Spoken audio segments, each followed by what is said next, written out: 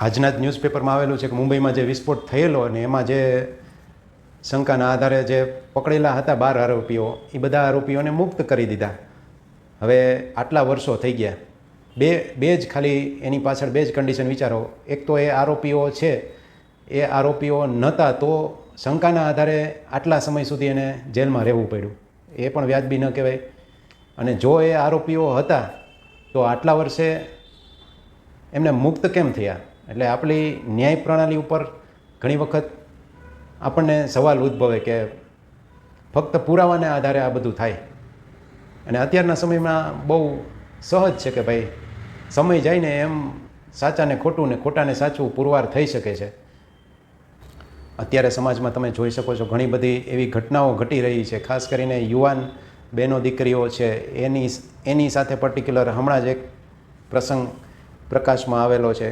અને આ વારંવાર બનતો હોય છે કે અમુક કોમ્યુનિટીના છોકરા સાથે એમને મનમેળ થઈ જાય અને પછી એમની સાથે જિંદગી વ્યતીત કરવાનું પોતાનું ઈચ્છા દર્શાવે. ઘણી વખત મા બાપ એમની સાથે સહમત હોય ને ઘણી વખત ન પણ હોય.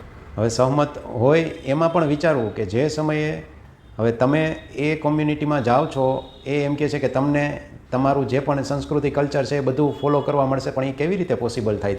એક વખત વિચારી જવું. અને જ્યારે પણ દીકરી છે એ સાસરે જાય ને એટલે પોતાનું જે કંઈ કુળ ને પરંપરા હોય ને એ આખી ભૂસાઈ જાય અને ત્યાંની જે પરંપરા હોય ને એ જ પરંપરાનું વ્યક્તિ થઈ જાય છે.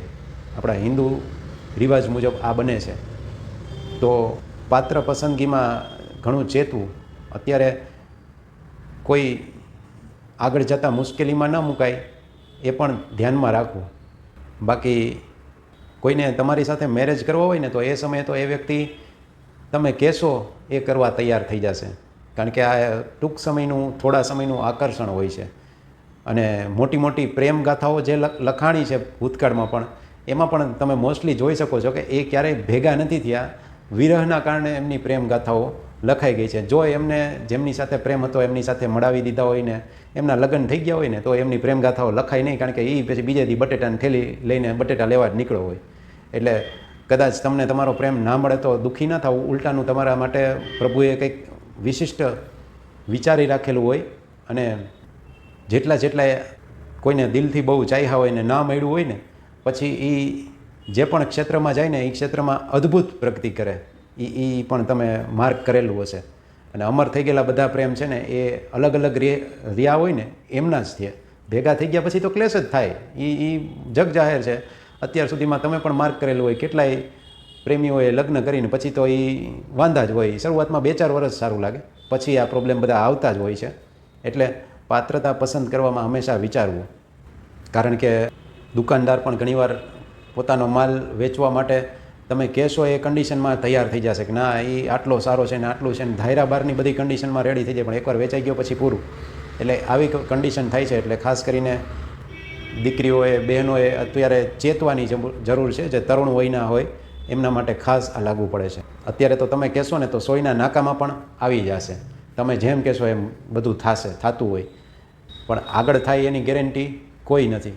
જેમ તમે આજની ન્યૂઝમાં જોયું, માણસને બદલતા જરા પણ સમય નથી લાગતો. એટલે અમુક સમય જાય આકર્ષણ ઓછું થઈ જાય ને પછી એ જ માણસ બદલીને પણ ઊભો રહી શકે છે. શબ્દો થોડાક આકરા છે પણ ઉપયોગી પણ થાય એવું છે. અત્યારના સમયમાં જે બધી ઘટનાઓ ઘટે છે, હાલતા ને ચાલતા આવી બધી ઘટનાઓ ઘટતી હોય છે, તો આ ખાસ ધ્યાને દોરવા જેવી વાત છે. અને જ્યાં ત્યાં એમ ફસાઈ ન જવું. આપણા માતા પિતા હોય ને એ બને ત્યાં સુધી આપણા માટે સારું જ વિચારતા હોય. આપણને થોડુંક આપણી દ્રષ્ટિ હોય 50 ફૂટની હોય, આપણા માતા પિતાની દ્રષ્ટિ જે હોય એ લગભગ 500 ફૂટ કે 5000 ફૂટની પણ હોય. અને એનાથી મોટો પણ આપણો પ્રભુ છે, એના ઉપર હંમેશા શ્રદ્ધા રાખવી. એ છે ને આપણી સાથે ક્યારેક કંઈ ખોટું નહીં થવા દે. ચાલો, વિડીયો કંઈક ઇન્ફોર્મેટિવ લાગ્યો હોય ને કંઈક એમ લાગ્યું હોય કે ના કંઈક જરૂરી છે અત્યારની કન્ડિશન જોતાં, બીજાને પણ આ શેર કરવો જોઈએ તો કરી શકો છો.